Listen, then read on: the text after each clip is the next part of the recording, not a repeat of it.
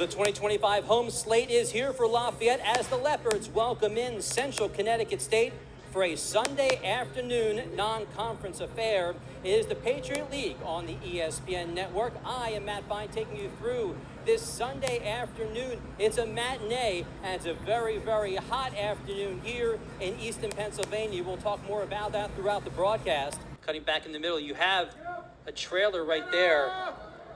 And Zaffanella, there she is with the ball in the 18. Left foot, off the post, rebounds.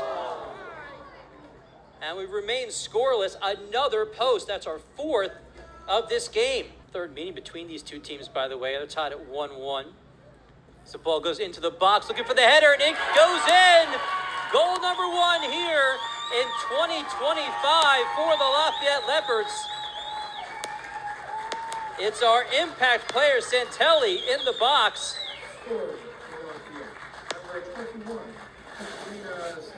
Just in the right place at the right time. Look at that assist by Plowright. And there's the head ball.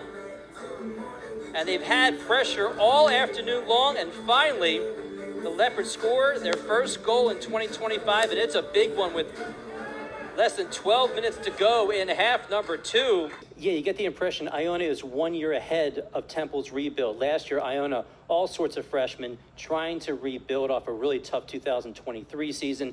They picked up a bunch of wins, made it to the postseason. They're hoping to take that next step this year.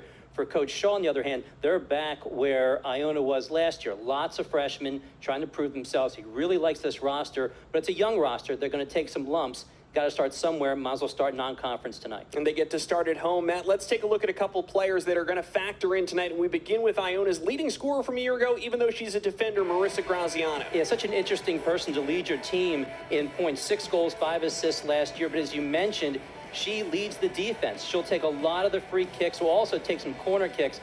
But she is a 2024 second-team All-MAC selection. Pretty much everything runs through her.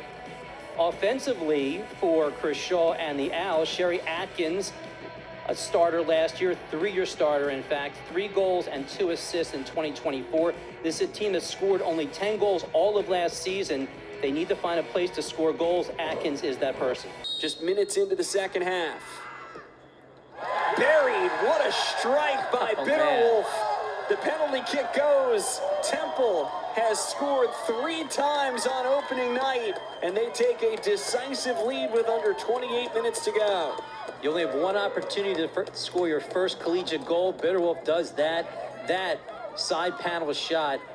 She is one cool customer for a freshman.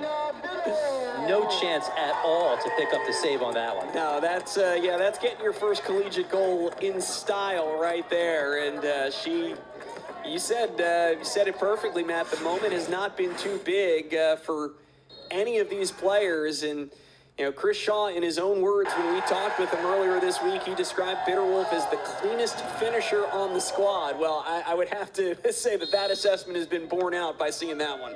When your goalkeeper guesses perfectly correct and you still don't even touch the ball, that's an incredible shot into the side panel.